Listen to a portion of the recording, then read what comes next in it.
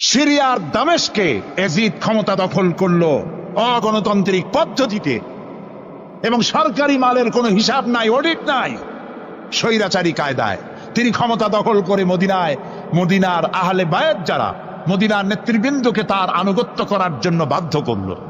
ইমাম হোসাইন যে মায়ের পেটে এসেছেন, যে পিতার পেটে জন্মে এসেছেন, যে নানার কোলে বড় হয়েছেন, তিনি কি এই দৃশ্য চোখে দেখতে পারেন? তিনি বললেন আমি কুফায় যাব। কুফার লোকেরা দাওয়াত দিল, তিনি কুফায় রওনা করবেন। মদিনার লোকেরা হাতে পায়ে ধরলো, কুফায় আপনি যাবেন না। তিনি বললেন আমি কোন ক্রমে এজিদের বশ্যতা স্বীকার করব না, আমি এর বিরোধিতা করবই। মাত্র 72 জন লোক নিয়ে তিনি কুফার দিকে অগ্রসর হলেন।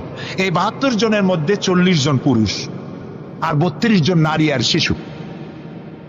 তিনি যখন কারবালা প্রান্তরে পৌঁছে গেছেন, ইবনে জিয়াদ কুফার গভর্নর, তিনি বাধা দিলেন, বললেন আমার দরবারে হোসাইনকে হাজির করো।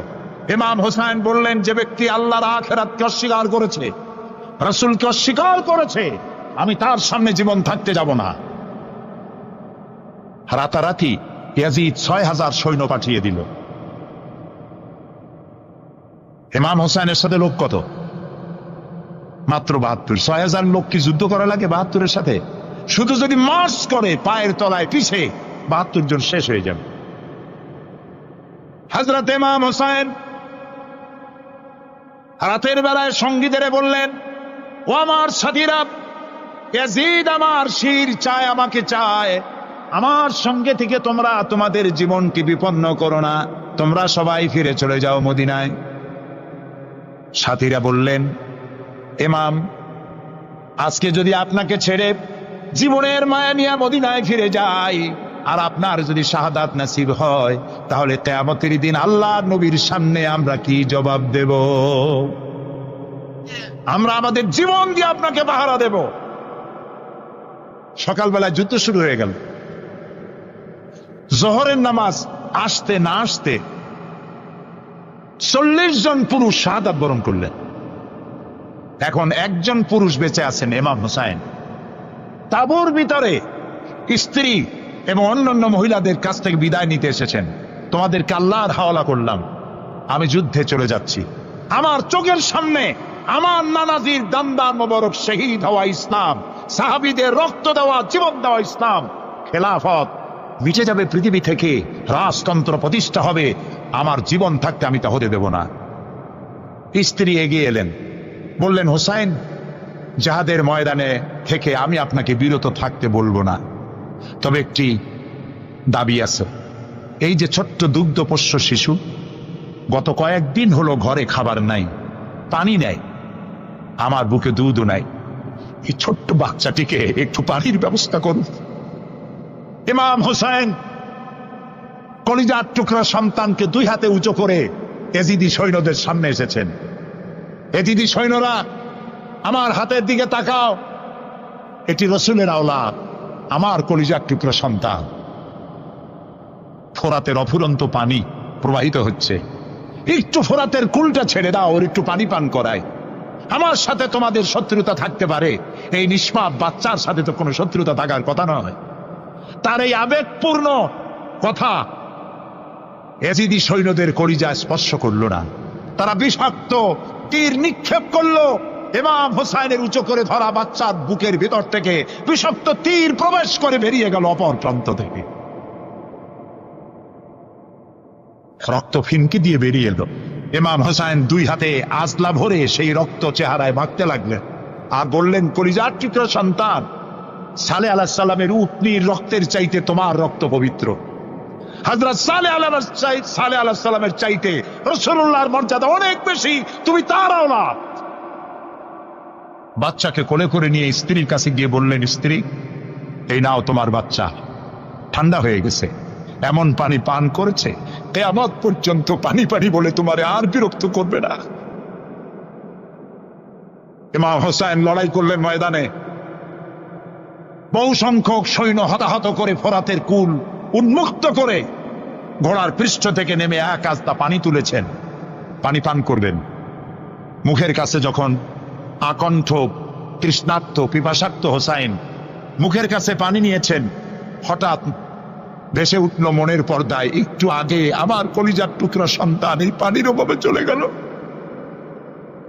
40 জন মানুষ বিদায় হলো, এক ফোঁটা পানি দিতে পারলাম না, এই পানি আমি কেমনে খাই? হাতের থেকে পানি পড়ে গেল। অশ্বের পৃষ্ঠে আরোহণ করলেন, চতুর্দিক থেকে তীর আর তরবারি আসতে লাগলো। ইমাম হোসাইন বললেন, থামো, একটু থামো, তোমরা কাকে তীর বিদ্ধ করছো? আমি কি তোমাদের রসুল মুহাম্মদ সাল্লাল্লাহু আলাইহি সাল্লামের নাতি নই? আমি কি তোমাদের রসুলের কলিজার টুকরা মা ফাতেমার নয়নের মণি নই? কেমন করে আমার গায়ে তোমরা তীর মারো? উম্মে সালমা, আমাদের মা উম্মে সালমা রাদিয়াল্লাহু তাআলা আনহা, সকালবেলায় 11ই মুহররম সকালবেলায় তিনি ঘরে বসে কাঁদতেছেন। কয়েকজন প্রতিবেশী মহিলা এসে বলছেন, মা আপনি কাঁদেন কেন? তিনি বলছেন, আজকে রাত্রে আমি স্বপ্নে দেখেছি রাসূলুল্লাহ আমার বাড়ি এসেছেন।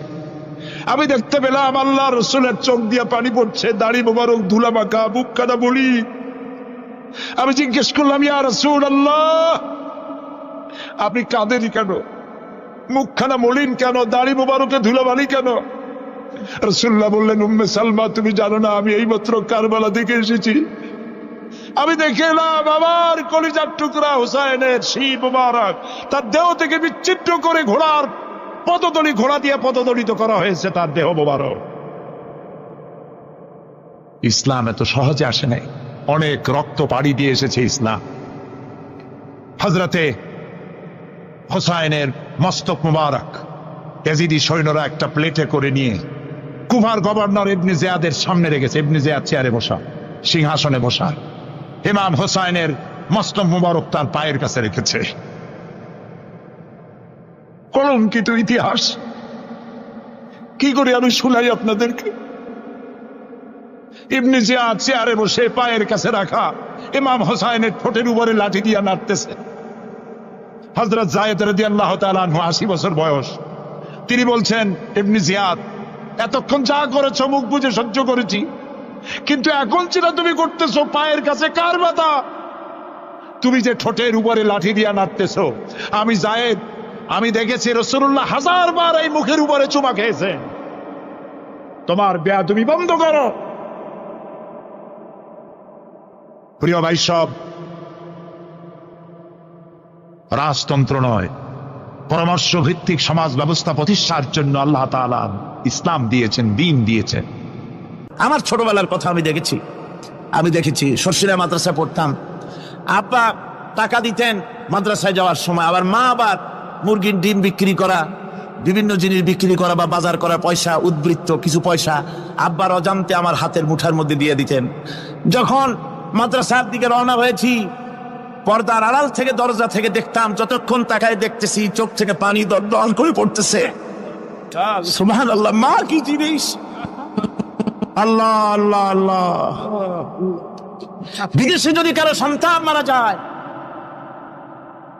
সবার জানার আগে কবি বলতেছেন, বিদেশে বিরাজ্যে যার পুত্র মারা যায়, পশু পক্ষী না জানিতে আগে জানে মায়। মায়ের কই যার তারে টান লেগে যায়, মা বুঝতে পারে আমার সন্তান তো নাই। ইতালির রাজধানী রোম। রোম প্রাচীন সভ্যতার লালন ভূমি। কোরআনে কারিমে সূরায় রোম রয়েছে, এই রোম সেই রোম। এখানের বাদশার কাছে রাসূল করিম সাল্লাল্লাহু আলাইহি সাল্লাম হেরাক্লিয়াসের কাছে চিঠি পাঠিয়েছিলেন, সেই রোম। 12 থেকে 15 হাজারের মতো বাংলাদেশি মুসলমান সেখানে আছে। জুমার দিন, যেদিন আমি গেলাম তার পরের দিনই জুমা ছিল, জুমার নামাজ পড়লাম ভ্যাটিকানের কাছেই বিশাল মসজিদ, ইউরোপের ভিতরে সবচেয়ে বড় মসজিদ এটা। রোম ইসলামের দুশমনদের রাজধানী। সেইখানে যখন আযান হচ্ছে আশহাদু আন্না মুহাম্মাদার রাসূলুল্লাহ, আমার অনুভূতির কথা আপনাদেরকে বোঝাতে পারবো না, কি অনুভূতির সৃষ্টি হয়েছে আমার ভেতরে। ভ্যাটিকানের পোপ এক পাশে, কিছু দূরেই ভ্যাটিকান, ওটা হচ্ছে গোটা পৃথিবীর সমস্ত খ্রিস্টানদের কাবা, ভ্যাটিকান। তার পাশেই বিশাল মসজিদ, সেখানে নামাজ পড়লাম। চিন্তার ভেতরে আসলো আল্লাহ রাব্বুল আলামিন তার হাবিবের নাম, তার তাওহীদ, তার রিসালাতকে কিভাবে বিশ্বময় ছড়িয়ে দিলেন। আবু জাহেল চাইছিল মুহাম্মদ সাল্লাল্লাহু আলাইহি ওয়াসাল্লামকে স্তব্ধ করে দেবে মক্কার জীবনেই। কত বদনাম, সাহের, কাহেন, কাযযাব, শায়ের, নাউযুবিল্লাহি মিন যালিক, কত গালাগালি করলো। আর আল্লাহ শোনালেন, হাবিব চিন্তার কোনো কারণ নাই, ওয়া রাফা'না লাকা যিকরাক, আমি আপনার প্রশংসা বিশ্বময় ছড়িয়ে দেব। সুবহানাল্লাহি ওয়া বিহামদি। রোম প্রোগ্রাম শেষ করে আমাকে তারা নিয়ে গেল, যেটা আমি বলছি সফর কাহিনী শোনাবার সময়টা না, যেহেতু এর সঙ্গে প্রাসঙ্গিক সেই জন্য বলছি। পাহাড় কেমনে তুলার মতো হয়ে উঠবে তার নজির দেখেছি। রোম শহর থেকে 300 মাইল দূরে, 300 কিলোমিটার দূরে নেপোলিয়ান বোনাপার্ট তার বাড়ি, এবং ওটা তার নামই একটা প্রভিন্স। ভূমধ্য সাগরের পারে ভিসুভিয়াস, পৃথিবীর সবচাইতে বড় আগ্নেয়গিরি, সেটা দেখাতে নিয়ে যাওয়া হলো আমাকে। যে পাহাড়টা পৃথিবীর মাটি থেকে তার চূড়া হচ্ছে 3 মাইল উঁচু, এর 2 মাইল গাড়িতে করে ঘুরে ঘুরে যাওয়া যায়, এরপর আর গাড়িতে যাওয়া যায় না, বাকিটুকুন যেতে হবে হেঁটে হেঁটে। পাহাড়ের উপরে অক্সিজেন কম, বেশ কষ্ট হচ্ছিল উঠতে। জীবনে প্রথম পাহাড়ে চড়েছি জাবালে নূর, রাসূল করিম সাল্লাল্লাহু আলাইহি সাল্লামের উপরে যেখানে ওহী হয়েছিল সর্বপ্রথম। পাহাড় চড়ার একটা অভিজ্ঞতা ওখান থেকে আমার কিছুটা হয়েছিল। খুব কষ্ট হলো বাকি 1 মাইল উঠতে। যখন ভিসুভিয়াসের একদম শীর্ষে চলে গেছি, সেখানে গিয়ে আমার সাথে 15-20 জন লোক ছিল। আমি নিজেই আল্লাহু আকবার বলে আমার গলা থেকে আওয়াজ বেরিয়ে গেল। আমি দেখতে পেলাম ভিসুভিয়াসের শীর্ষে বিশাল গর্ত। আমার মনে হয় গর্তটা এই মাঠের 1/4 হবে, এই মাঠের 1/4 হবে গর্তটা। সেই গর্তটার গভীরতা হচ্ছে 1.5 কিলোমিটার। এইখান থেকে পাথরগুলি উত্থিত হয়েছে, আগ্নেয়গিরি পাথর আগুনে গলে লাভা হয়ে এগুলি পাহাড় বেয়ে উপচে পড়েছে, চতুর্দিকে 12 মাইল ছড়িয়ে গিয়েছে। আমার মনে পড়লো ওয়াকুদুহান নাসু ওয়াল হিজারা, জাহান্নামের আগুনের ইন্ধন হবে মানুষ আর পাথর। আমি সেখানে সেজদায় পড়ে গিয়া কান্নাম আর বললাম, আল্লাহ জাহান্নামের আগুন হারাম করে দিও আমাদের জন্য। পাথর কিভাবে গললো, গলে পাথরগুলি গলে পুড়ে চতুর্দিকে পড়েছে, আর ছিটকেছে, চতুর্দিকে ছিটকে পড়েছে। সেই পাথরগুলি ছিটকে ছিটকে যেগুলি পুড়ে পড়েছে, সেগুলিকে দূরে সাদা রঙের বলে মনে হয়, কোনোটা সাদা কোনোটা কালো, মনে হয় যেন তুলার মতো হয়ে পড়ে আছে চতুর্দিকে। 1944 সনে তৃতীয়বারের মতো ভিসুভিয়াস যে অগ্নিগিরি, যে অগ্নি উৎপাত করে, তাতে আশেপাশের 12 মাইল এলাকা এফেক্টেড হয়ে যায়। পাথরগুলি গলে এভাবে বিধ্বস্ত করে দিয়েছে। এখান থেকে এখানে জোহরের নামাজ, আসরের নামাজ আমরা পড়লাম, আল্লাহর কাছে খুব দোয়া করলাম। এখনো ধোঁয়া উঠতেছে, এখনো পাহাড়ের ফাটল দিয়ে ধোঁয়া উঠছে। একজন হাত দিয়ে আমাকে বলল যে খুব গরম লাগে ধোঁয়াগুলি। ওখানকার লোকেরা বলল যে ভেতরে এখনো আগুন আছে, তবে সুপ্ত, যে কোনো মুহূর্তে আবার তা জাগ্রত হতে পারে। আমরা সেখান থেকে নেমে এলাম। একটু কিছু দূর গিয়েই সেখানে হলো পম্পেই শহর। এই পম্পেই শহরটা হচ্ছে ঈসা আলাইহিস সালামের জন্মের 2000 বছর আগে এই শহর তৈরি হয়। ঈসা আলাইহিস সালামের জন্মের 179 বছর পর ভূমিকম্প হয়। সেই ভূমিকম্পে গোটা পম্পেই শহরটা পৃথিবীর মানুষের চোখের আড়াল হয়ে যায়, ধ্বংস হয়ে যায়, মাটির তলায় ভরাট হয়ে যায়। আজ থেকে 200 বছর আগে মাটি খনন করতে গিয়ে এই শহর আবিষ্কৃত হয়। পুরা শহরটা খুঁড়ে তারা বের করেছে। 180 হেক্টর জমিনের উপর এই বিশাল শহর। ঘুরে ঘুরে দেখলাম, গাড়ি চলে না সেখানে, পায়ে হেঁটে দেখতে হলো। প্রশস্ত রাস্তা। আজ থেকে 4000 বছর আগের মানুষেরা রাস্তা বানাতে জানতো পাথর দিয়ে, এবং রাস্তার দুধারে তাদের ছিল ফুটপাত, পানির ব্যবস্থা, নগরায়নের সব রকমের সুযোগ সুবিধা। তারপরে সেখানে বিচারালয়, এরপরে দোকানপাট, বাজারঘাট, সবকিছুর ব্যবস্থা রয়েছে। বিশাল বিশাল পাথরগুলি দিয়ে পিলার তৈরি করা। ভাবলাম এই পিলারগুলি, এই পাথরগুলি তারা কিভাবে ক্রেন ছাড়া এত উপরে উঠালো কি করে, আমার মাথায় আসলো না। পাথর কেটে কেটে সুন্দর সুন্দর অঙ্কন শিল্প তারা করেছে। এরপরে ঘুরতে ঘুরতে বাদশার রাজার বাড়িতে গিয়ে ঢুকলাম। সেখানে গিয়ে দেখলাম উলঙ্গ এত মূর্তি পাথরের তৈরি করা, পাথর কেটে কেটে দেওয়ালে যৌন যৌন মিলনের এমন কোন অশ্লীল ছবি নাই যা তারা সেখানে তৈরি করে নাই। উলঙ্গ মূর্তি আর উলঙ্গ যৌন মিলনের অসংখ্য ছবি দিয়ে এই এলাকা ভরা। তখন আমি বুঝলাম আল্লাহর গজব হওয়ার কারণটা কি, এই শহরটা মাটির নিচে হরক হয়ে যাওয়ার কারণটা কি। আল্লাহ পাক জেনা ব্যভিচার যে দেশে বেশি হয় আল্লাহ পাক বরদাস্ত করেন না। দুশ্চরিত্র যে দেশের মানুষ দুশ্চরিত্র হয়ে যায়, জেনা ব্যভিচার বেশি হতে থাকে, আল্লাহ হরক করে দেন, গজব দেন। এই গজব এক এক সময় এক এক রকমের হয়ে আসে। কখনো মাটির নিচে দাবায় দেন, কখনো মহামারী, কোন দেশে কলেরা, কোন দেশে জলোচ্ছ্বাস, কোথাও ভূমিকম্প, আর সর্বশেষ এই জেনা ব্যভিচারের জন্য আল্লাহ পাকের চূড়ান্ত এই যৌনতার অশ্লীলতার জন্য চূড়ান্ত গজব বর্তমান বিশ্বের জন্য এইডস। আল্লাহ পাক এই গজব দিয়েছেন। বন্ধুগণ, আমি সেই জায়গা, আমি সেখানে যা দেখলাম যে আল্লাহ পাক পাহাড়গুলিকে কিভাবে উড়াবেন এটা অস্বীকার করার কোনো উপায় নাই। বিশ্বাস তো করতামই, তবে হযরত ইব্রাহিম আলাইহিস সালাম যেমন বলেছিলেন, রব্বি আরিনি কাইফা তুহিল মাউতা, আয় আল্লাহ তুমি মরাকে চিন্তা করবা কেমনে। আল্লাহ পাক বললেন আওয়ালাম তুমিন, তুমি বিশ্বাস করো না? ইব্রাহিম আলাইহিস সালাম বললেন বালা, অবশ্যই বিশ্বাস করি, ওয়ালাকিন লিয়াতমাইন্না কলবি, যদি চোখে দেখতাম তাহলে আমার অন্তরাত্মা খুব ঠান্ডা হতো। আল্লাহ রাব্বুল আলামিন চোখে দেখায় দিলেন জিন্দা কেমনে মুর্দা হবে, মুর্দা কেমনে জিন্দা হবে, আল্লাহ দেখায় দিলেন, পাহাড় উড়ায় দিবেন আল্লাহ রাব্বুল আলামিন। একথা কলিজার মধ্যে এটার উপর ঈমান বিশ্বাস, কিন্তু আল্লাহ চোখে দেখাইছেন, ঈমান আরো মজবুত হয়েছে, যা ছিল আরো মজবুত হয়েছে। সুবহানাল্লাহ, আল্লাহর ভয়তে কলিজা কেঁদেছে। আমি পাহাড়ের উপরে কেঁদেছি, যার যার হয়ে কেঁদেছি। বন্ধুগণ, আল্লাহ সুবহানাহু ওয়া তাআলা এই জন্য বলেছেন কুল সিরু ফিল আরদ, আমার জমিন ঘোরো, ভালো করে দেখো, কাইফা কানা আকিবাতুল মুকাজ্জিবিন, মহাসত্যকে যারা অস্বীকার করেছে তাদের পরিণতি আমি কি করে দিয়েছি, এগুলি চোখে ভালো করে তাকায় দেখো। আমার বন্ধুগণ, সুতরাং এই পৃথিবীর অবসান হবে, এই পৃথিবী ধ্বংস হবে, এই পৃথিবী চূড়ান্ত ভাবে শেষ হয়ে যাবে। ও হ্যাঁ, আরেকটি কথা বলতে হয়, সেটা হচ্ছে যে এই রোম থেকে আর একটু দূরে 900 মাইল দূরে হচ্ছে সিসিলি, 900 মাইল দূরে। সেখানে এই সিসিলি মুসলমানেরা শাসন করেছিল 350 বছর। সেই সিসিলিতে রয়েছে 360টা মসজিদ মুসলমানদের করা। সমস্ত মসজিদগুলি আজ তালা বন্ধ, একটা মসজিদও খোলা নাই। সেখানকার মুসলমানেরা ওয়াজ শুনতে এসেছিল রোমে। আমি তাদের জন্য পরামর্শ দিয়েছি যে গভর্নমেন্টের কাছে তোমরা দাবি জানাও যে অন্তত একটা মসজিদের দরজা আমাদের জন্য খুলে দাও।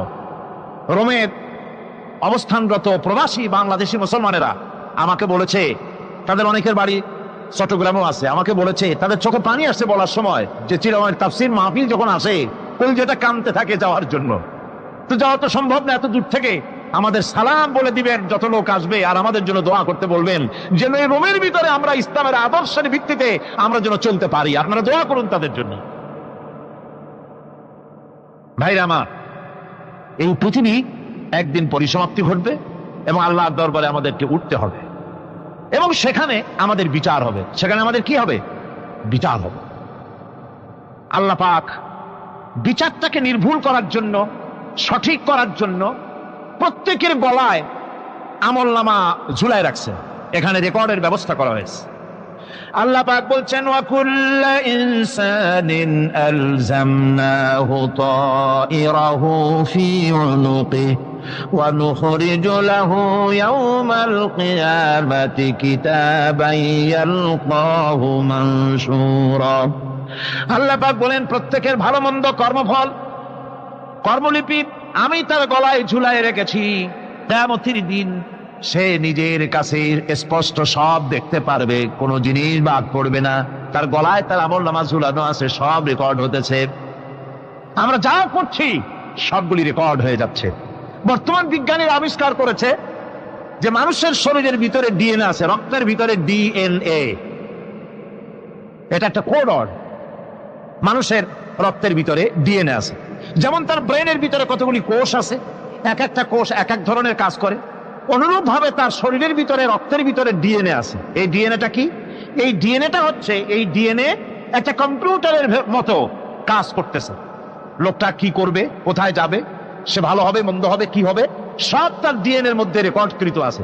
এটা বোঝার জন্য একটা সুন্দর দৃষ্টান্ত দেওয়া যায়। যেমন এই কাগজটাকে আপনারা মনে করুন একটা গাড়ির একটা ব্লুপ্রিন্ট, একটা গাড়ির ব্লুপ্রিন্ট। এখানে লেখা আছে গাড়ি কিভাবে তৈরি হবে। এই কাগজটা নিয়ে ঘরের মধ্যে রেখে দিলেন। এখন এই কাগজটা থেকেই অটোমেটিক গাড়ির উইন্ডো তৈরি হলো, শিল তৈরি হলো, গাড়ির বডি তৈরি হলো, চেসিস তৈরি হলো, টায়ার তৈরি হলো, ইঞ্জিন তৈরি হলো, ব্যাটারি তৈরি হলো, পেট্রোল নিল, আর কোন রকমের ড্রাইভার ছাড়াই গাড়ি চলতে আরম্ভ করলো।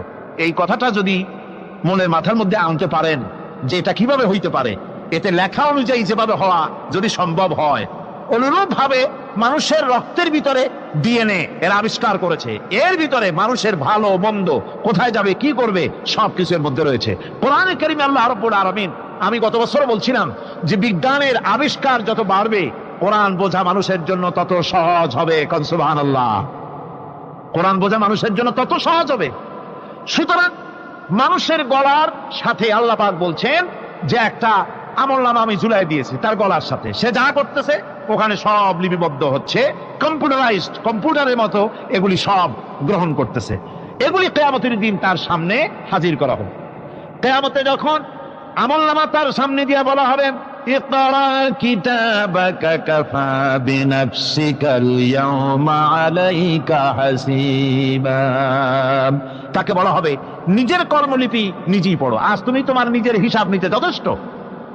বন্ধুগণ, এই মাহফিলে যত লোক আমরা বসে আছি, আমরা আমাদের হিসাব নিতে যথেষ্ট না আরেকজন লাগবে? কোন আমরা যথেষ্ট কিনা? কথা বোঝেন নাই। আমি বলতে চাইছি এটা, আমরা যদি এখন চোখ বুঝে চিন্তা করি যে পিছনের জীবনে কি করেছি, মনে পড়বে নাকি পড়বে না? বলেন সবাই, পড়বে কি পড়বে না? ছোটবেলায় কবে পায়ের নিচে কাঁটা ফুটেছিল, কবে কোথায় আছাড় খেয়েছিলেন, কবে কার বেল তাল আম কাঁচা আম চুরি করে খেতে গিয়ে কিল খেয়েছিলেন, তালা খেয়েছিলেন, তাকে এখন মনে নাই? আছে। তাহলে কিল, ওই তাল বেল চুরি করতে গিয়ে যে কিলটা খাইছিলেন সেটাও মনে আছে, ভালো মন্দ সব মনে আছে। তাহলে কোন হোটেলের রুমে কি করছিলেন, কোন স্কুলে কোন কলেজে কি করছিলেন, তারপরে জীবনে ছোট বড় ঘটনাগুলি চোখ বুঝতে মনে পড়বে না? এবার হিসাব করেন, মনে যদি পড়ে এবার হিসাব করেন আপনি জান্নাতি না জাহান্নামে। আপনি আপনার নিজের হিসাব নেওয়ার জন্য যথেষ্ট। তাকে হিসাব করতে বলা হবে, তোমার হিসাব, তোমার নিজের হিসাব নেওয়ার জন্য তুমি যথেষ্ট, তোমার হিসাব তুমি নিজেই করো, এটা পড়ো। আর সেই কিয়ামতের দিন কোন সাহায্যকারী মিলবে না। لن تنفعكم أرحامكم ولا أولادكم يوم القيامة لن تنفعكم। কিয়ামতের দিন কোনো ফায়দা হবে না, অবশ্যই কোনো ফায়দা হবে না, কোনো উপকারে আসবে না। কিয়ামতের দিন তোমার সন্তান, তোমার স্ত্রী, তোমার মাল, তোমার সম্পদ কোনো উপকারে আসবে না। কিয়ামতের ময়দানে সেদিন সব তোমার সাথে বিচ্ছা করবে, সব পালায় যাবে। সেখানে উৎকোষেরও কোনো কারবার নাই যে ঘুষ টুস দিয়া, ফেরেশতাদের কোন রকম বুঝবাজ দিয়া, আলাদা কোনো চোরাগলি পথ দিয়া একেবারে ফুট করে ভেস্তে চলে যাবেন, এমন কোনো সুযোগ নাই। অনেকে বলে, হুজুর এমন কিছু দোয়া শিখায় দেন যাতে ওই সব জেহাদ বোমা এগুলি খুব ভয় পাই, ও সব রাস্তা টাস্তা না, খুব সহজে কিছু দোয়া দুরূদ করিয়া আস্তে করে জান্নাতে চলে যাওয়া যায়, এরকম একটা দোয়া, এরকম একটা পথ বলে দেন। আমি বলি, ভাই এরকমের কোন চোরাগলি আমার রাসূল আবিষ্কার করতে পারেন নাই, আল্লাহর পয়গম্বরের ওই ধরনের পথ, কোন পথ আবিষ্কার করতে পারেন নাই। সেখানে কিয়ামতের দিন কাউকে উৎকোষ গ্রহণ করার কেউ নাই, উৎকোষ দেওয়া যাবে না। আর উৎকোষ দিবি না কি, আপনার কাছে কিছু নাইও, থাকলেও নেওয়ার কেউ নাই। এই দুনিয়ায় ফাঁকিবাজি করে বহুত কিছু করা যায়, কিন্তু কিয়ামতের মাঠে এগুলি কিছুই চলবে না। اليوم لا ينفع مال ولا بنون। কিয়ামতের দিন ধন সন্তান সন্ততি আর সম্পদ কোনো কাজে লাগবে না। সেদিন শুধু আমল, আমল যদি ভালো হয় কাজে লাগবে, আমল খারাপ হবে সব শেষ হয়ে যাবে। আল্লাহ রাব্বুল আলামিন নবীজিকে ডেকে বলেছেন, নবী আপনি বলেন, কুল মা কুনতু বিদআম মিনার রাসূল, আপনি বলুন আমি কোন নতুন রাসূল নই, আমার আগে অনেক নবী রাসূল পৃথিবীতে এসেছেন, তারা বিদায় হয়ে গেছেন, আমি জানি না কিয়ামতের দিন আল্লাহ রাব্বুল আলামিন আমার সাথে কি ব্যবহার করবেন, আর আমি এও জানি না যে কিয়ামতের দিন আল্লাহ পাক তোমাদের সাথে কি ব্যবহার করবেন। এই আয়াত নাযিল হওয়ার পর আল্লাহর হাবিব তার মেয়েকে ডাকলেন, জামাইকে ডাকলেন, নাতিদেরকে ডাকলেন, আহলে বাইতদেরকে ডাকলেন, আর বললেন, ও আমার মেয়ে কলিজার টুকরা ফাতেমা গো শোনো, কেবলমাত্র আয়াত নাযিল হয়ে গেল, আল্লাহ পাক আমাকে শোনাচ্ছেন কিয়ামতের দিন আমি জানি না আমার সঙ্গে কি ব্যবহার করা হবে, আর এও জানি না যে তোমাদের সাথে কি ব্যবহার করা হবে। ও আমার কলিজার টুকরা মেয়ে ফাতেমা, কিয়ামতের দিন মুহাম্মদ সাল্লাল্লাহু আলাইহি ওয়াসাল্লামের মেয়ে এই হিসাবে তোমার নাজাতের ফয়সালা হবে না। ও আমার কলিজার টুকরা নাতি হাসান আর হোসেন, কিয়ামতের দিন মুহাম্মদ সাল্লাল্লাহু আলাইহি ওয়াসাল্লামের নাতি হিসাবে ফয়সালা হবে না। ও আমার জামাই হযরতে আলী, কিয়ামতের দিন আমার জামাই হিসাবে নাজাতের ফয়সালা হবে না। আমল যদি ভালো হয় ফয়সালা ভালো হবে, জান্নাতে চলে যাবে। আমল যদি খারাপ হয় কার নাতি কার জামাই দেখা হবে না। সুবহানাল্লাহ। কঠিন কিয়ামতের মাঠ, এই পরকালের বিশ্বাস যদি কলিজার মধ্যে ঢোকে মানুষ ভালো হয়ে যাবে। কোন সুবহানাল্লাহ। আপনারা কোন মানুষের চরিত্র ভালো কি পুলিশে বানাইতে পারবে? আপনাদের দৃষ্টিতে পারবে? কথার জবাব যে দিলেন না। পুলিশে কি মানুষের চরিত্র ভালো বানাইতে পারবে? পুলিশের চরিত্র ভালো বানাবে কেডা? সেটাই তো কথা।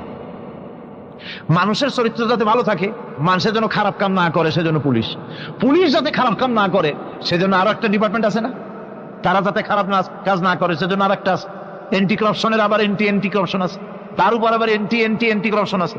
এন্টিটার অভাব না। সুতরাং পুলিশ দিয়া, বিডিআর দিয়া, আর্মি দিয়া মানুষের, দেশের, জাতির চরিত্র ভালো বানানো যায় না। রাসূলুল্লাহ এ দিয়ে বানান না, এটা ইসলামের নিয়ম নয়। পুলিশ দিয়া, আর্মি দিয়া দেশের মানুষের চরিত্র ভালো বানানো যায় না। চরিত্র ভালো বানানো যায় কেবলমাত্র পরকালের ভয় দিয়া। কি কিসের ভয় দিয়া? ওই যে মক্কার জীবনে ওই সমস্ত মানুষগুলি যারা চুরি করত, ডাকাতি করত, জেনা করত, বদমাশি করত, যারা শয়তানি করত, যারা মানুষকে খুন করত, এই মানুষগুলি এত ভালো হয়ে গেল, যারা চুরি ছেড়ে দিল, ডাকাতি ছেড়ে দিল, জেনা ব্যভিচার ছেড়ে দিল, এত ভালো হয়ে গেল, পৃথিবীর মধ্যে সেরা মানুষ তারা হয়ে গেলেন। জোরে বলেন সুবহানাল্লাহ। নবীর সাহাবীরা পৃথিবীর শ্রেষ্ঠ সন্তান, নবীর সাহাবীরা পৃথিবীর সেরা মানুষ, তাদের চাইতে সেরা মানুষ নবীদের পরে আর কেউ হতে পারে না। জোরে কোন সুবহানাল্লাহ। নবীর পরে পৃথিবীতে শ্রেষ্ঠ মানুষ কারা? সাহাবায়ে কেরাম রিদওয়ানুল্লাহি তাআলা আলাইহিম আজমাইন। ওনারা তো কুফরের মধ্যে ছিলেন, শিরকের মধ্যে ছিলেন, চুরি, ডাকাতি, জেনা, ব্যভিচার এমন কোন পাপ নাই যা করা হয়নি। তারপরে যখন আল্লাহর নবীর কাছ থেকে তাওহীদ, রিসালাত ও আখিরাতের দাওয়াত পেলেন, কি সোনার মানুষ এক একজন হয়ে গেলেন। সুবহানাল্লাহ। যারা ছিলেন নারীর সতীত্বের জম, তারা হয়ে গেলেন নারীর সতীত্বের পাহারাদার। যারা মানুষের মাল চুরি করত, ডাকাতি করত, তারা রাতভর মানুষের মালের পাহারা দিল, মানুষের রক্তের পাহারা দিল। সুবহানাল্লাহ ওয়া বিহামদিহি। রক্ত সম্পদের পাহারা দিল। রাসূল বললেন, খায়রুল কুরুনি কারনি, সর্বশ্রেষ্ঠ যুগ তো আমার যুগ। বন্ধুগণ, এরপরে একটা জীবন আসবে ওই কিয়ামতের ময়দানে। এই পরকালের বিশ্বাসটা গুরুত্বপূর্ণ ব্যাপার, আমাদের সব কিছুর হিসাব দেওয়া লাগবে। আল্লাহ পাক বলেন, ইন্নাস সামআ ওয়াল বাসারা ওয়াল ফুআদা কুল্লু উলাইকা আনহু মাসউলা। নিঃসন্দেহে মানুষের শ্রবণ শক্তি, দর্শন শক্তি এবং তার অন্তঃকরণের কল্পনা সম্পর্কে আল্লাহ রাব্বুল আলামিনের কাছে জিজ্ঞাসিত হতে হবে। কান দিয়া কি করেছিল, চোখ দিয়া কি করেছিল, মুখ দিয়া কি করেছিলে, হাত দিয়ে কি করেছিলে, সবকিছুর জবাব আল্লাহ রাব্বুল আলামিনের কাছে দিতে হবে। সবটার জবাব দিতে হবে, কোনো কিছু বাদ যাবে না। এমনকি মনের ভিতরে যে কল্পনা আমরা করি, এই কল্পনার হিসাবও আল্লাহর দরবারে দিতে হবে। হযরতে জাফর চলে গেলেন নিজের বাড়িতে। স্ত্রীকে ডেকে বললেন, স্ত্রী, রাসূলুল্লাহ আমাকে নির্দেশ করেছেন মুতার প্রান্তরে যুদ্ধে যাওয়ার জন্য, আমি চলে যাব, তোমার কাছে বলতে এলাম। রাসূলুল্লাহ নির্দেশ না করলে বলতেও আসতাম না। আমি যদি শহীদ হয়ে যাই, আমি যদি আর না ফিরি, আমার সন্তানগুলিকে আমার রাস্তায়ও, এই রাস্তায়, দ্বীনের রাস্তায় তাদেরকে তৈরি করবে।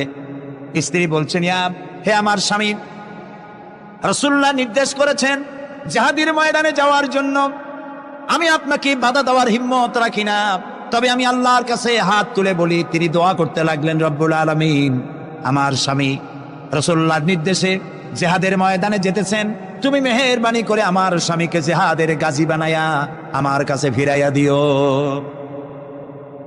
হযরতে জাফর তরবারিটা খাপের মধ্য থেকে বের করে তরবারির উল্টা দিক দিয়া স্ত্রীর মুনাজাত করা অবস্থায় তার হাতের উপরে মৃদু আঘাত করলেন আর বললেন, স্ত্রী হাত নামাও, উল্টা দোয়া করো না। রাসূলুল্লাহ আমার নাম দ্বিতীয় নম্বরে বলেছেন, আমার আগেও একজন আছে, পরেও একজন আছে, মুতার প্রান্তরে আমি যে শহীদ হব তাতে কোনো সন্দেহ নাই। উল্টা দোয়া করো না, বরং আমার শাহাদাত মঞ্জুরের জন্য দোয়া করো, আর এই আমার সন্তানগুলিকে দ্বীনের রাস্তায় পরিচালিত করো। আর আমি তোমার কোনো হক আদায় করতে পারি নাই, আমারে মাফ করে দিও। হযরতে জাফর সালাম দিয়ে চললেন, পিছনে স্ত্রী কাটা কবুতরের মতো ছটফট করছে, আর ছোট ছোট বাচ্চারা পিছনে দৌড়াচ্ছে, আব্বা আব্বা বলে কাঁদতেছে। হযরতে জাফর পিছনের দিকে একবার ফিরে তাকায়, দেখলেন না কে কান্দে কে দৌড়ায়। যুবক আব্দুল্লাহ বিন রাওয়াহা, তিনি নতুন বিবাহ করেছেন, আজকের রাত তার বাসর সজ্জার রাত। রাসূলুল্লাহ হুকুম করেছেন জিহাদে যেতে হবে। তিনি চলে গেলেন নিজের বাড়িতে। বাড়ি গিয়ে শুনতে পান রাতের বেলায় স্ত্রী তেলাওয়াত করতেছেন কোরআনে কারীম। হযরতে হযরতে আব্দুল্লাহ বলছেন, স্ত্রী একটু কোরআন পড়া বন্ধ করো, আমার কথা শোনো। আল্লাহর নবী আমাকে জিহাদের জন্য যাওয়ার জন্য আমাকে নির্দেশ করেছেন, আমি জিহাদে চলে যাচ্ছি। তোমার সঙ্গে বিবাহ হয়েছিল, আমি তোমার কোনো হক আদায় করতে পারি নাই, এজন্য আমারে তুমি মাফ করে দিও। স্ত্রী বলল, প্রাণের স্বামী, আমি শুনেছি এই মদিনায় আপনি সুপুরুষ, এক সুদর্শন যুবক, প্রাণ ভরে একবার দেখতেও পারি নাই। আপনি একবার আমার রুমের ভিতরে আসেন, আপনার চেহারাটা আমি একটু দেখে নেই। স্বামী বললেন, আমি তোমার রুমে ঢুকবো না, আমি তোমার রুমের ভিতরে যাব না, আমি এখনই যুদ্ধে রওনা করব। স্ত্রী বলছেন, প্রাণের স্বামী, রুমের ভিতরে প্রবেশ করলে পরে আমি কোনো প্রেম নিবেদন করব না, শুধু একবার চেহারাটা ভালো করে দেখে রাখতে চাই, কারণ কিয়ামতের ময়দানে আমি যেন আপনাকে স্বামী বলে চিনে নিতে পারি। হযরত আব্দুল্লাহ বলছেন, প্রিয়তমা স্ত্রী শোনো, যদি তোমার এই ধারণাই হয়, এই নিয়ত যদি থাকে, আর আমার শাহাদাতের পরে যদি তুমি সবর করতে পারো, আমাকে আর দেখার দরকার নাই। আল্লাহ যদি আমার শাহাদাত মঞ্জুর করেন, তাহলে কিয়ামতের দিন জান্নাতের ভেতরে তোমাকে আমাকে স্বামী স্ত্রী হিসাবে আল্লাহই পরিচয় করাইয়া দিবে। হযরত আব্দুল্লাহ চলে গেলেন জিহাদের ময়দানে। যুদ্ধ শুরু হয়ে গেল। 3000 সৈন্য রাসূলুল্লাহর পাঠানো সাহাবীদের প্রচন্ড আক্রমণে রোমান সৈন্যরা পালায়ে কুল পাচ্ছে না। হযরতে যায়েদ শহীদ হলেন। হযরতে জাফর, তার ডান হাত কাটা গেল, তার বাম হাত কাটা গেল, এবার ঝুলন্ত, হাত কাটা, পা কাটা, এই অবস্থায় তিনি পড়ে আছেন। হযরতে আব্দুল্লাহ বিন রাওয়াহা, তিনি ছুটে গেলেন তরবারি ধরার জন্য, তিনি ছুটে গেলেন ইসলামের পতাকা ধারণ করার জন্য। কাছে গিয়ে দেখেন কে যেন পতাকা উঁচু করে রেখেছে। কাছে গিয়ে দেখেন হযরতে জাফর হাত কাটা দুদিকে পড়ে আছে, পা কাটা দুদিকে পড়ে আছে, শূন্য মাথাটা তার। হযরতে জাফরের শূন্য মাথা ইসলামের পতাকা ধরে কামড়ে ধরে উঁচু করে রেখে দিয়েছে। হযরতে জাফর শাহাদাতের সময় বলেছিলেন, ও আমার রাসূলের সাহাবীরা, আল্লাহ রাসূলকে আমার বিদায় সালাম আরজ করে দিও। আমি এখন আমার নাকের ভিতরে জান্নাতের সুঘ্রাণ পেতেছি, আমার মনে হয় এখনই আমার শাহাদাত নসিব হয়ে যাবে। ও জাফর, তোমার শাহাদাতের পরে আল্লাহ তোমার সাথে কি ব্যবহার করেছেন? হযরতে জাফর বলেন, আল্লাহ তাআলা আমাকে জান্নাতের নাজ ও নেয়ামত দিয়ে আমাকে জিজ্ঞাসা করেছেন, তুমি আর কি চাও? আমি বলেছি, রব্বুল আলামিন, কিচ্ছু চাই না, জমিনে আর একবার পাঠাও, তোমার দ্বীনকে প্রতিষ্ঠার জন্য, তোমার দ্বীনের রাস্তায় আর একবার জীবন দিয়ে আসি। হযরতে লোকমান, তিনি তার সন্তানকে ডেকে বলছেন, কত বড় নসিহত লক্ষ্য করেন। সন্তানকে ডেকে বলছেন, ইয়া বুনাইয়া, হে কলিজার টুকরা সন্তান, ইন্নাহা ইনতাকু মিসকালা হাব্বাতিন মিন খারদালিন, তোমার জীবনের কোনো একটি আমল তা যদি সরিষার দানা পরিমাণ হয়। হযরত লোকমান যখন এসেছিলেন তখন পৃথিবীটা বিজ্ঞানের যুগ ছিল না। নবী করিম সাল্লাল্লাহু আলাইহি সাল্লাম বিজ্ঞানের যুগে আসেন নাই, কিন্তু তারপরে আর কোন নবী আসবেন না বলে আল্লাহ তাআলা সরিষার দানার কথা ব্যবহার করেন নাই, জাররা শব্দ ব্যবহার করেছেন। জাররা হচ্ছে পরমাণু, অণু, পরমাণু পরিমাণ। ফামাইয়ামাল মিসকালা জাররাতিন শাররাইয়ারা, ওয়ামাইয়ামাল মিসকালা জাররাতিন শাররাই, প্রথমটা খায়রাইয়ারা। তো এখানে আল্লাহ তাআলা জাররা শব্দ ব্যবহার করেছেন, যেহেতু এখন বিজ্ঞানের যুগ, আর আল্লাহ তাআলার কাছে সবটাই, সমস্ত কাল হলো বর্তমান কাল, অতীত ভবিষ্যৎ বলে কোনো কাল নাই। এই জন্য নূহ আলাইহিস সালামের যুগটা ছিল বৈজ্ঞানিক যুগ, ছিল না হযরতে লোকমানের সময়। তাই আল্লাহ তাআলা সে সময় সরিষা পাওয়া যেত, সরিষার কথা বলেছেন। এখন তো অণু পরমাণু দিয়ে অ্যাটম বোমা তৈরি করা হয়, বিভিন্ন মারণাস্ত্র তৈরি হয়, সামান্য অণু সেটাকে ভেঙ্গে চুরে আরো পরমাণু, আরো ছোট্ট ক্ষুদ্রাতি ক্ষুদ্র জিনিস দিয়ে ধ্বংস করে দেওয়া যায় এলাকা থেকে এলাকা। সেই জন্য আল্লাহ তাআলা জাররা শব্দ ব্যবহার করেছেন, এখানে সরিষার দানার কথা ব্যবহার করছেন। আল্লাহ তাআলা বলেন, হযরত লোকমান বলছেন, আমার প্রিয় সন্তান, যদি তোমার কোনো সরিষা পরিমাণ আমলও যদি পাথরের ভিতরে কোথাও লুকিয়ে থাকে, মহাশূন্যে যদি হারিয়ে যায়, মরুভূমির ভিতরে যদি হারিয়ে যায়, আকাশ এবং পৃথিবীতে কোথাও যদি তা লুকিয়ে থাকে, অবশ্যই আল্লাহ রাব্বুল আলামিন কিয়ামতের দিন তা উপস্থিত করবেন। কত বড় কথা! সরিষার দানা পরিমাণ আমল যদি আল্লাহ কিয়ামতে উঠান, জেনা, ব্যভিচার, মদ, জুয়া, এই সমস্ত বড় বড় পাপ আল্লাহ দেখাইতে পারবেন না? পারবেন। সন্তানকে কিভাবে নসিহত করতে হয়, সন্তানকে গুলশানে 4টা বাড়ি দেওয়া, বাড়ি রেখে যাওয়া, ব্যাংকে হাজার হাজার কোটি টাকা ব্যাংক ব্যালেন্স রেখে যাওয়া সন্তানের জন্য কল্যাণকর নয়। রাসূলুল্লাহ বলেছেন, মাতা পিতার পক্ষ থেকে সন্তানকে ইলম শিক্ষা দেওয়া, আদব শিক্ষা দেওয়ার চাইতে উত্তম উপহার মা বাপের পক্ষ থেকে সন্তানের জন্য দেওয়ার আর কিছুই নাই। হযরত আলী রাদিয়াল্লাহু তাআলা আনহু বলছেন, লাইসাল ইয়াতীমুল্লাযী قد مات والده بل اليتيم يتيم العلم والأدب। যার বাপ মা মারা গেছে, যার পিতা মারা গেল, সেই প্রকৃত এতিম নয়। প্রকৃত এতিম হচ্ছে যার কাছে কোরআন হাদিসের জ্ঞান নাই আর আদব নাই। যে সন্তানকে যদি পিতা মাতা আদব শিখাতে না পারে, ইলম দিতে না পারে, তাহলে পিতা বেঁচে থাকতেই সেই সন্তান সে এতিম বানায় গেল, সে কিছুই শিখলো না। এই জন্যে হযরত লোকমান তার সন্তানকে শিখালেন, দেখো সরিষা পরিমাণ আমলও যদি করো তাও পলায় থাকতে পারবে না। সুতরাং তুমি তোমার আমল সম্পর্কে সতর্ক হও। আল্লাহ তোমার সমস্ত আমলগুলি দেখতে পাচ্ছেন। আল্লাহ দেখতে পাচ্ছেন না সব?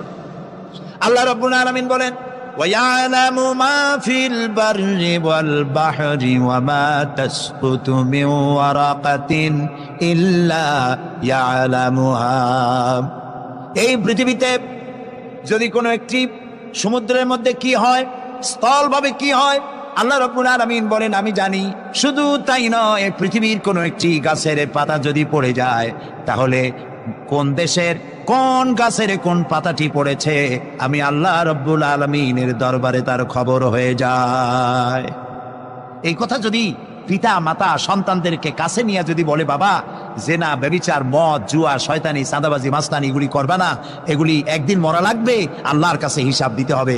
মা বাবা যদি বলতো এরকম, সন্তানগুলি ভালো হইতো। ঠিক কিনা কন? জোরে বলেন ঠিক কিনা? প্রিয় ভাই সব, কোরআনে কারীমের অসংখ্য আয়াতের মধ্য থেকে একটি আয়াত যদি আমরা মনে প্রাণে বিশ্বাস করতে পারতাম, আমল করতে পারতাম, আমাদের চরিত্র ভালো হয়ে যেত। আল্লাহ রাব্বুল আলামিন বলেন, মা ইয়াকুনু মিন নাজওয়া সালাসাতিন ইল্লা হুয়া রাবিউহুম ওয়ালা খামসাতিন ইল্লা হুয়া সাদিসুহুম।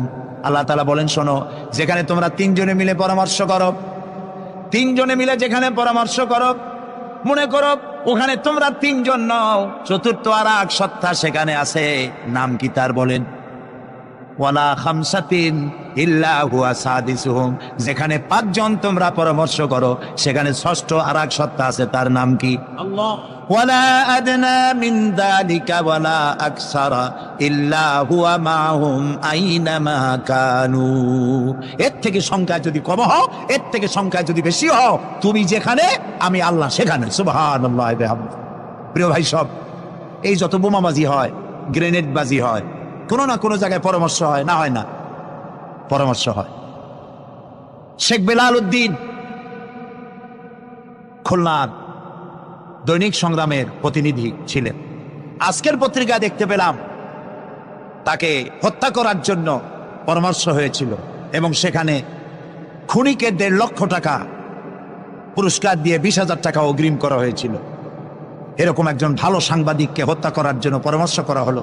বেলালের নাম যখন মনে আসলো, দোয়া করি আল্লাহ তাআলা বেলালকে, হযরতে বেলাল রাদিয়াল্লাহু তাআলা আনহুর সঙ্গী করে জান্নাতের মধ্যে জায়গা করে দিও। যেখানে বসে এই পরামর্শটা করা হলো, কিবরিয়া একজন অর্থনীতিবিদ, দেশের একজন গুণী ব্যক্তি, তাকে হত্যা করার জন্য যেখানে পরামর্শ হয়েছিল, 21শে অগস্ট গ্রেনেড হামলা করার জন্য যেখানে পরামর্শ করা হয়েছিল, সেখানে 3 জন হোক 5 জন হোক, যারাই পরামর্শ করেছিল, তাদের যদি জানা থাকতো যে আল্লাহ রাব্বুল আলামিন এই অনুষ্ঠানে তিনি দেখতে পাচ্ছেন এবং শুনতে পাচ্ছেন, তাহলে এত বড় মারাত্মক পশুর কাজ তারা করতে পারত না। হযরতে লোকমান তিনি তার সন্তানকে একেবারে বাচ্চা অবস্থায় বুঝায় দিলেন, হে আমার ছেলে, কলিজার টুকরা, ছোট্ট একটি সরিষার দানা পরিমাণ আমলও যদি করো, ওইটা গোপন থাকবে না, আল্লাহ তাআলা উঠায় নেবেন, সুবহানাল্লাহ, তুমি দেখতে পাবে সে আমল। প্রিয় উপস্থিতি, যুবকদের বলি, তরুণদের বলি, তরুণী আজকে আমাদের টার্গেট। তরুণরা আসো ইসলামের দিকে। তোমাদেরকে যারা লাঠিয়াল বাহিনী হিসাবে ব্যবহার করে, এদের মুখে থুতু নিক্ষেপ করে বেরিয়ে আসো, রাসূলের কাতারে শামিল হয়ে যাও। যে পথে যাচ্ছ জাহান্নামের পথ, আমরা ডাকি তোমাদেরকে জান্নাতের দিকে, সুবহানাল্লাহ। প্রিয় ভাই সব, আমি আপনাদের খেদমতে আরজ করব, হযরতে লোকমানের এই 3য় নসিহতের শেষ অংশটি করেই আমরা আপনাদের সামনে যে কথা বলতে চাই তা হলো, হযরতে লোকমান বলছেন, ওয়া'মুর বিল মারুফি ওয়ানহা আনিল মুনকার, ভালো কাজের আদেশ দাও, অন্যায় কাজ থেকে মানুষকে বিরত রাখো। সুবহানাল্লাহ বলেন, সবাই বলেন সুবহানাল্লাহ। ভালো কাজের আদেশ দাও। ভালো কাজের আদেশ দেওয়া। আজকে হলো মুহররম মাস, আজকে কি আর মাত্র একদিন পরে আশুরা হবে। হযরত ইমাম হোসাইন এবং তার সাথী সঙ্গী শাহাদায়ে কারবালার জন্য আমরা দোয়া করব। আমরা আমাদের মা বাবার জন্য দোয়া করব। এটা দোয়া কবুলের আজকের শুক্রবার ছিল। সুবহানাল্লাহ। প্রিয় ভাই সব, এত বড় বিশাল মাহফিল জীবনে আরেকটা পাবো, কোন নিশ্চয়তা আছে কি?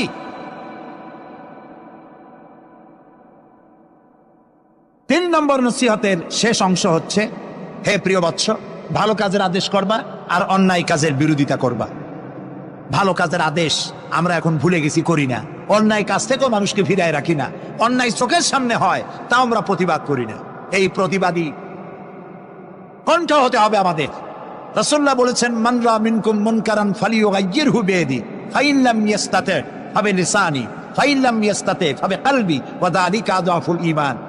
আমাদের কার কতটা ঈমান আছে তা পরিমাপ করার একটা থার্মোমিটার আছে। আপনারা জানেন, জ্বর মাপে যে যন্ত্র দিয়া, সেটা কি বলা হয়? থার্মোমিটার। দুধ মাপে, অর্থাৎ দুধের মধ্যে পানি না পিওর দুধ, তা মাপার জন্য একটা যন্ত্র আছে না, ওইটারে কি বলে? ল্যাক্টোমিটার। এরপরে আবহাওয়া পরিমাপ করার জন্য, বৃষ্টি হবে কি হবে না ইত্যাদি পরিমাপের জন্য একটা যন্ত্র আছে, সেটার নাম কি? ব্যারোমিটার। প্রত্যেকটা জিনিস মাপার এরকম যন্ত্র আছে। ঈমান মাপারও একটা হাদিস আছে। সুবহানাল্লাহ। ঈমানটা ফার্স্ট ক্লাস, সেকেন্ড ক্লাস ও থার্ড ক্লাস, এটা মাপার একটা হাদিস আছে। সেই হাদিসটা আমি পড়ে ফেলেছি আগেই। রাসূলুল্লাহ বলছেন, তোমাদের মধ্যে যদি কেউ শরীয়ত বিরোধী কাজ কেউ দেখতে পাও, 2 হাতে বাধা দাও। কি দিয়ে বাধা দাও? বলেন জোরে। শক্তি প্রয়োগ করে বাধা দাও। ফাইন লাম ইয়াস্তাতি, যদি তুমি তা না পারো তাহলে মুখ দিয়ে বাধা দাও। ফাইন লাম ইয়াস্তাতি, যদি তাও না পারো অন্তরে অন্তরে ঘৃণা করো। তবে অন্তরে অন্তরে ঘৃণা করে চুপ করে বসে থাকলে হবে না, মনে মনে ঘৃণা করে হোমওয়ার্ক করতে হবে। মনের মধ্যে এই চিন্তা রাখতে হবে যে এই অন্যায় কাজকে নির্মূল করার জন্য কি করা যায়, সে সম্পর্কে পরিকল্পনা নিতে হবে। আর এটা হলো ওয়া যালিকা আযআফুল ঈমান, আর এটা হলো ঈমানের একদম থার্ড ক্লাস, 3য় পর্যায়। এরপরে ঈমানের আর কোনো অংশ নাই। হযরতে লোকমান বলছেন, ওয়াসবির আলা মা আসাবাক, এরপরে তুমি সবর ইখতিয়ার করবে। সবর, ধৈর্য। ভালো কাজের আদেশ, অন্যায় কাজের নিষেধ। এর মধ্যে সবরের কথা আসলো কেন? সবরের কথা আসলো এই জন্য যে আপনি যখনই মানুষের ভালো কথা বলবেন তখনই আপনারে মানুষে গালি দেবে, মন্দ কথা বলবে। ইসলামের দাওয়াত দিবেন, বলবে যে মৌলবাদী। ঠিক কিনা? এখন তো কিছু দল আছে আমাদের দেশে মৌলবাদ আর সাম্প্রদায়িক ছাড়া আর কিছু চোখেই দেখে না, খালি কয় মৌলবাদ মৌলবাদ মৌলবাদ মৌলবাদ। সাম্প্রদায়িক কি? সাম্প্রদায়িক হয়েছে? মৌলবাদ কি হয়েছে? ইসলাম পালন করলে, নামাজ রোজা করলে যদি মৌলবাদ হয়, তাহলে যারা গালি দেয় ওরা যদি নামাজ পড়ে তো ওরাও তো মৌলবাদী। সাম্প্রদায়িক কি হয়েছে? কেন সাম্প্রদায়িক সাম্প্রদায়িক করেন? বাংলাদেশে কি সাম্প্রদায়িকতা বলতে কিছু আছে? এই দেশেও যদি বলে সাম্প্রদায়িক সম্প্রীতি নাই, তাহলে সাম্প্রদায়িক সম্প্রীতি আছে কোন দেশে? ওই দেশের নামটা আমরা শুনতে চাই। বাংলাদেশ পৃথিবীর অন্যতম শ্রেষ্ঠ সাম্প্রদায়িক সম্প্রীতির একটি উজ্জ্বল দৃষ্টান্ত বহন করে চলছে এই বাংলাদেশ। আমরা 1947 সনে একবার স্বাধীন হয়েছি, আবার 71 সনে পূর্ণাঙ্গ স্বাধীনতা লাভ করেছি, ঠিক না ভাই? ওই একই 47-এ ভারতও স্বাধীন হয়েছে, আমরাও স্বাধীন হয়েছি।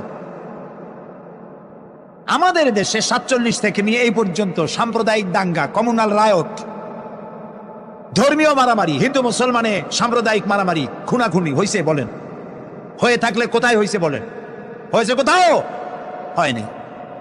আর যে ভারত আমাদের প্রতিবেশী, 1947 থেকে এই পর্যন্ত সাম্প্রদায়িক দাঙ্গা হয়েছে সে দেশে 20,000 বারেরও বেশি। সেটা নিয়ে কোনো মাথা ব্যথা নেই, সমস্ত মাথা ব্যথা আমাদের দেশ নিয়ে। এইখানে খালি কয় সাম্প্রদায়িক। নামাজ যদি পড়ে, লোকেরা নামাজ পড়ে, রোজা রাখে, ইসলামের কথা বলে, সাম্প্রদায়িক সাম্প্রদায়িক, মৌলবাদ মৌলবাদ, এইসব কথা বলিয়া মানুষকে আর ধোকায় ফেলা যাবে না ইনশাআল্লাহ।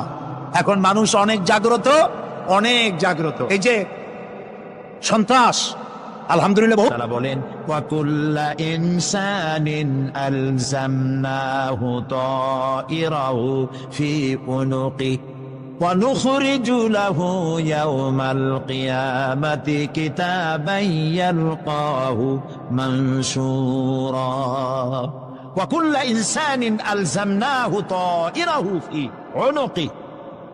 আমি প্রত্যেক মানুষকে, মানুষের কর্মকে তার গ্রীবা লগ্ন করে দিয়েছি। এই যে গলা, গলা, এই গলার কাছে একটা গুটলির মতো, একটা সিম কার্ডের মতো এইখানে আমি রেখে দিয়েছি। কোথায়? কোন গলায়? কে বলতেছেন এ কথা? এই গুটলির ভিতরে তুমি যা করতেছো সব লিপিবদ্ধ হচ্ছে। সুবহানাল্লাহ বলেন। এখন বলতে পারেন অদৃশ্য এই গুটলি, এটা তো দেখি না, এটা কে বলতেছেন? আমি কিন্তু দেখতে পাচ্ছি না। আপনারা দেখেন নাকি? কেউ দেখেন না। হাত দিয়ে ধরে দেখেন, পান নাকি? ধরাও যায় না, দেখাও যায়। আল্লাহ বলছেন আছে, তাহলে বিশ্বাস করতে হবে। এর ভিতরে সব রেকর্ড হয়ে যাচ্ছে। আপনি বলবেন এতটুকুন ঘুটলির মধ্যে, তাবিজের মধ্যে আমার সারা জীবনের সব কথার সব কাজ ঢোকে কেমনে? কেমনে লেখা হয়? তাহলে পাল্টা প্রশ্ন করি, আপনার মোবাইলের সিম কার্ডে এত ফোন নাম্বার, এত ইমেল, এত কি বলে, এত টেক্সট, এত কিছু, আপনার আরো কি জানি আছে, মেসেজ দেওয়াটা হাবিজাবি আছে না, অনেক কিছু খুশি সুদ্ধা, এগুলো কেমনে হয়? ছোট্ট একটা সিম কার্ডের মধ্যে কেমনে হয়? শত শত টেলিফোন নাম্বারের মধ্যে ঢুকে যায়। আমার একটা টেলিফোন দিয়ে মোবাইল দিল, কোথা থেকে দিল? লিসবন। কোথায়? কি আন্দাজে কয়স থেকে? লিসবন হচ্ছে পর্তুগালের রাজধানী। পর্তুগালের রাজধানী, সেখানে প্রোগ্রাম ছিল, ওরা আমাকে একটা মোবাইল দিল। এতে যে কত ফাংশন আল্লাহ ভালো জানে, আমি এখনো শিখতে পারি না। এত ফাংশন, এতটুকু একটা মোবাইলের মধ্যে। কম্পিউটার, কম্পিউটারের ছোট্ট একটা মাইক্রোচিপ যন্ত্র, যে কম্পিউটার ব্যবহার করা এখন বাচ্চা ছেলেবেলারাও জানে। এটা একটা পৃথিবীর বিস্ময়। এই কম্পিউটার, আপনি যান ব্যাংকে, কম্পিউটারের ছোট্ট সেই মাইক্রোচিপসের মধ্যে সারা চট্টগ্রামের সমস্ত মানুষের টাকা লেনদেন, ট্রানজেকশন, এর যা কিছু আপনি করেছেন সব কিছুর হিসাব এখানে রয়েছে, আছে না? তাহলে এতটুকুন একটা মাইক্রোচিপসের মধ্যে এত সহস্র কোটি কোটি টাকার হিসাবপত্র, লেনদেন, এই ছোট্ট জিনিসের মধ্যে ঢুকাবার মতো জ্ঞান মানুষের মাথায় দিছে কে? বলেন কে? সেই আল্লাহই তো গলায় ঝুলায় রাখছে। তাহলে এটা সম্ভব না? সম্ভব কি না? সম্ভব। এখন এই কথাগুলি বলে আল্লাহ মানুষের ক্ষতি করছেন না উপকার করছেন? উপকার করেছেন। এইটা যদি আমার বিশ্বাসে থাকে যে আমার গলার কাছে এরকম একটা সিম কার্ড আছে, একটা সিম আছে মোবাইলের মতো, এটা মনে করেন মোবাইলের একটা সিম গলায় ঝুলানো আছে, এটা সব উঠতেছে, যা বলেন তাই ওঠে, যা করেন তাই ওখানে লেখা হয়। সুবহানাল্লাহ। এই বিশ্বাস যদি আমার হয়, আমি ভালো মানুষ হয়ে যেতে পারবো। সুবহানাল্লাহ বলো। আমি খারাপ কাজ করতেই পারবো না। এই জন্য আল্লাহ পরকালের এই কথাগুলি কোরআনে কারীমের মধ্যে এত বেশি করে বলেছেন। মানুষের চরিত্রবান হওয়ার জন্য আল্লাহর ভয়, পরকালে বিশ্বাস, এর থেকে বড় ওষুধ পৃথিবীতে আর নাই। সব লেখা হচ্ছে, মানুষ বিশ্বাস করে না, এ হলো মূল কথা। যতক্ষণ মাহফিলে থাকে কেমন লাগে? এই যে বসে আছেন ঘন্টার পর ঘন্টা, কেমন লাগে? কন বেহেশতের মতো। বাড়ির কথা মনে আছে এখন? বউর কথা মনে ওঠে? ছেলে মেয়ের কথা মনে ওঠে? সুবহানাল্লাহ কইতে ইচ্ছা করে না? মাজালিসুল ইলম হিয়া রাউদাতুম মিন রিয়াদিল জান্নাহ। এখানে ইলম আলোচনা করা হচ্ছে, কোরআন আলোচনা করা হচ্ছে। এটা তো রজবানি প্যারেড ময়দান নয়, এটা জান্নাতের টুকরা হয়ে গিয়েছে। বেহেশতের বাগানে বসে আছেন। বেহেশতে মানুষেরা দুনিয়ার কথা চিন্তা করবে না। দুনিয়া কি? এটা তো পায়খানা। এখানে আসছিল ওই পায়খানা করার জন্য, এটা তো পায়খানা। আর মানুষেরা পায়খানা সাজাবার কাজে ব্যস্ত আছে, আসল ঘর ভুলে গেছে। আসল ঘর কোনটা? প্রিয় ভাই, সব মানুষ বোঝে না, ভুলে যায়।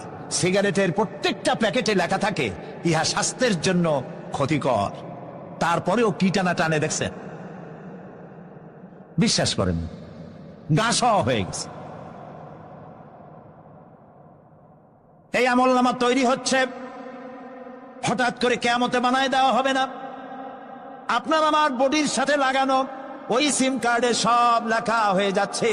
কিয়ামতের দিন এগুলি হাতে দেওয়া হবে, আর আল্লাহ তাআলা বলবেন, ইকরা কিতাবাকা কাফা বিনাফসিকাল ইয়াউমা আলাইকা হাসিবা। ইকরা কিতাবাক, তাকে বলা হবে এবার তুমি পড়ো। কাফা বিনাফসিকাল ইয়াউমা আলাইকা হাসিবা, তোমার এই কিতাব পড়ো, আর তোমার এই হিসাব গ্রহণ করার জন্য কিতাবটা ভালো করে পড়ো। তোমার নিজের হিসাব নেওয়ার জন্য তুমি নিজেই যথেষ্ট। তুমি দোজখে যাবা না বেহেশতে যাবা, তুমি নিজেই সিদ্ধান্ত নাও কোথায় যাবো। তোমার নিজের কি করছিলা এখন তুমি দেখো। এই জন্য আমি বলি মাঝে মধ্যে আমরা এখন হিসাব করতে পারি এখানে বসিয়া। আমাদের কি হওয়া উচিত? ছোটবেলার কথা মনে আছে? নাই? মনে নাই? এই যে স্কুল থেকে পলাইছিলেন, তারপরে 2 দিন পর স্কুলে গিয়ে হাজির হয়েছেন, মাস্টার জিজ্ঞেস করলো গতকাল আসো নাই কেন? তখন বললেন মা বলেছেন আমার নাকি পেটে ব্যথা হয়েছিল। এইসব স্কুল ফাঁকি দেওয়া, মার খাওয়া, মানুষের বাড়ির লিচু খাইতে গিয়ে চুরি করিয়া কিল খাওয়া, এইসব ছোট ছোট কথা মনে পড়লে এখনো হাসি পায়। এসব কথা মনে আছে না? ছোট ছোট কথা, ছোট ছোট কথাগুলি যদি মনে থাকে, তাহলে কোন হোটেলে, কোন বাগানে, কোথায় কোন পাপ করেছেন তা মনে নাই? এখন নিজে হিসাব করেন জায়গা কোথায় হওয়া উচিত, পাপ করেছেন কত, ভালো কাজ করেছেন কত, নিজে হিসাব করে দেখেন কোন দিকে যাবেন। আমরা নিজেরাই যথেষ্ট হিসাবের জন্য। আল্লাহ তাই বলবেন কিয়ামতের দিন, ইকরা কিতাবা, তোমার কিতাব তুমি পড়ো, তোমার হিসাব নেওয়ার জন্য তুমিই যথেষ্ট। আহারে, আল্লাহ রাব্বুল আলামিন বলেন, وَأَشْرَقَتِ الْأَرْضُ بِنُورِ رَبِّهَا وَوُضِعَ الْكِتَابُ وَجِاءَ بِالنَّبِيِّينَ وَالشُّهَدَاءَ بَيْنَهُمْ بِالْحَقِّ وَهُمْ لَا يُظْلَمُونَ। পৃথিবী তার রবের নূরের ঝলকানিতে উদ্ভাসিত হবে। সুবহানাল্লাহ, সুবহানাল্লাহ। আল্লাহর নূরের ঝলকানিতে গোটা পৃথিবী উদ্ভাসিত হয়ে যাবে। আমলনামা তুলে ধরা হবে, পয়গম্বর এবং সাক্ষীগণকে হাজির করা হবে, এবং সকলের প্রতি সুবিচার করা হবে, তাদের কারো প্রতি জুলুম করা হবে না। আল্লাহ গ্যারান্টি দিচ্ছেন কারো প্রতি জুলুম করা হবে না। সুতরাং হে মানুষেরা, ইয়া আইয়ুহাল ইনসানু ইন্নাকা কাদিহুন ইলা রাব্বিকা কাদহান ফামুলাকি। হে মানুষ, তোমার পালনকর্তা পর্যন্ত পৌঁছতে তোমাকে অনেক কষ্ট করতে হবে। এরপর তুমি তার সাক্ষাৎ পাবে, কিয়ামতে তোমার সাক্ষাৎ হবে। কাজেই তোমার নিজের আমলকে সুন্দর করে আমলকে তৈরি করে নাও। فَأَمَّا مَنْ أُوتِيَ كِتَابَهُ بِيَمِينِهِ فَسَوْفَ يُحَاسَبُ حِسَابًا يَسِيرًا وَيَنْقَلِبُ إِلَى أَهْلِهِ مَسْرُورًا। সুবহানাল্লাহ। যার ডান হাতে আমলনামা দেওয়া হবে, কিয়ামতের দিন আমলনামাগুলি উড়িয়ে দেওয়া হবে। ইমানদারের সামনে থেকে কোন হাতে, আর বেঈমানের পিছন থেকে বাম। এই আমলনামা যখন যার ডান হাতে আমলনামা পৌঁছে যাবে, তার হিসাব নিকাশ সহজ হয়ে যাবে। আমলনামা হাতে করে আনন্দ চিত্তে সে আপন পরিবারের সঙ্গে মিলিত হতে পারবে। সুবহানাল্লাহ। আল্লাহ কিয়ামতের দিন দয়া করে আমাদের আমলনামা আমাদের ডান হাতে দিয়ে দিও। আল্লাহ তাআলা দয়া করে আমাদের হাতে, আমাদের ডান হাতে আমাদের আমলনামা দিও। দয়া করে আমাদের আমলনামা আমাদের ডান হাতে দিও। আনন্দ চিত্তে পরিবারের সঙ্গে দেখা করে সব পরিবার, মা বাপ, স্ত্রী পুত্র পরিজন, ভাই বোন, বন্ধু বান্ধব নিয়ে এক জান্নাতে থাকার তৌফিক দিও। আয় আল্লাহ, বিগত 26 বছর যারাই মাহফিলে এসেছেন তাদেরকে নিয়ে এক জান্নাতে থাকার আমাদেরকে তৌফিক দিয়ে দিও। وَأَمَّا مَنْ أُوتِيَ كِتَابَهُ وَرَاءَ ظَهْرِهِ فَسَوْفَ يَدْعُو ثُبُورًا وَيَصْلَى سَعِيرًا। আর যার আমলনামা পিছন থেকে বাম হাতে আসবে, সে তো মৃত্যুকে আহ্বান করতে থাকবে, মৃত্যুকে ডাকবে। এর থেকে যদি মরে যেতে পারতাম তাও ভালো হইতো। তার আর উপায় থাকবে না, তার জায়গা হবে জাহান্নামে। নাউযুবিল্লাহ। আমরা সবাই বলি নাউযুবিল্লাহ। এরপরে আল্লাহ রাব্বুল আলামিন মিজান খাড়া করবেন, দাড়িপাল্লা। মিজান কি? দাড়িপাল্লা। ইনসাফ কি মুকদ্দাস তারাজু। ইনসাফের প্রতীক কি তাও কইতে পারেন না, জোরে বল না। এটা হচ্ছে ইনসাফের প্রতীক। সুপ্রিম কোর্ট ঢাকা, সুপ্রিম কোর্টের সামনে বিশাল দাড়িপাল্লা টানান, দেখছেন না? মানুষেরা তো বোঝে না, গ্রাম দিয়ে লোকেরা যায়, যাই এটা দেখে এক কয়েকটি, ওরে বাবা, জামাত ইসলামের এত বড় অফিস। দাড়িপাল্লা তো জামাত ইসলামের না, এটা ইনসাফের প্রতীক। তারা ক্ষমতায় গেলে ইনসাফ করবে, এটা বোঝাবার জন্য এই প্রতীককে গ্রহণ করেছে। আল্লাহ যেন ইনসাফ করার, আল্লাহ যেন ইনসাফ করার তৌফিক দিয়ে দেয়। বলেন আমিন, জোরে বলেন আমিন। কিয়ামতের দিন এই দাড়িপাল্লা, মিজান আল্লাহ তাআলা প্রতিষ্ঠিত করবেন, এবং এই মিজানে যার পুণ্য পাল্লা ভারী হবে সে কৃতকার্য, আর যার পাল্লা হালকা হবে আহা সব শেষ। আল্লাহ রাব্বুল আলামিন বলেন, وَنَضَعُ الْمَوَازِينَ الْقِسْطَ لِيَوْمِ الْقِيَامَةِ فَلَا تُظْلَمُ نَفْسٌ شَيْئًا وَإِنْ كَانَ مِثْقَالَ حَبَّةٍ مِّنْ خَرْدَلٍ أَتَيْنَا بِهَا وَكَفَى بِنَا حَاسِبِينَ। আমি কিয়ামতের দিন ন্যায় বিচারের মানদণ্ড স্থাপন করব, তখন কারো প্রতি অবিচার করা হবে না। যদি কোনো আমল সরিষার দানা পরিমাণও হয়, আমি তা হাজির করব। সুবহানাল্লাহ, সুবহানাল্লাহ। এবং হিসাব গ্রহণের জন্য আমি যথেষ্ট। এবং হিসাব মানুষেরা মনে করবে, এত মানুষ আদম আলাইহিস সালাম থেকে নিয়ে পর্যন্ত, এখান থেকে নিয়ে কিয়ামত পর্যন্ত সব মানুষের তো উঠবে সে কোনো হিসাব হবে নাকি? একজন একজন করে হিসাব হবে। আল্লাহ বলছেন, আল্লাহ সারিউল হিসাব, দ্রুত হিসাব নিতে সক্ষম। আল্লাহ নিজের কানে নিজে শুনবেন, অন্যের মাধ্যমে নয়, নিজে শুনবেন। প্রত্যেক আসামির কাছ থেকে, লোকদের কাছ থেকে তার বক্তব্য শুনবেন, ভায়া মিডিয়া শুনবেন না, নিজেই শুনবেন। আল্লাহর কান আছে না, চোখ আছে না? লোকেরা এই যে বইপত্রে লেখে আল্লাহ হচ্ছে নিরাকার, কত বড় বাজে কথা। আল্লাহ নিরাকার, আমরা এমন এক আল্লাহর ইবাদত করি তিনি আমাদের কিছু শুনতে পান না, কান টান নাই। তিনি আমাদের কিছু দেখতে পান না, এরকম নাকি আল্লাহ তাআলা কোরআন শরীফে বলেছেন আল্লাহর হাত, আল্লাহর পা, আল্লাহর চোখ, আল্লাহর মুখ।